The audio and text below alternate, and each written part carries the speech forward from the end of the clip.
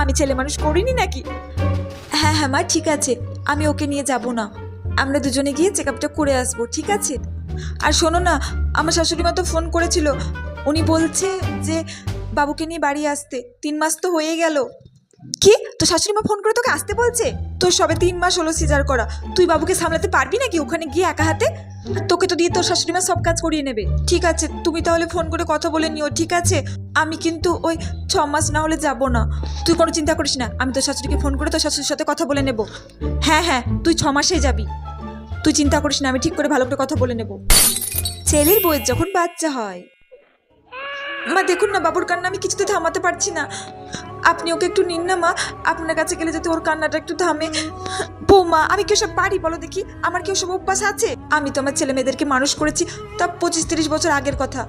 আমি ওকে ঠিক করে সামলাতে পারবো না, তুমি ওকে কান্না থামাও, আমার কাছে আসলে আরো কান্না জুড়ে দেবে।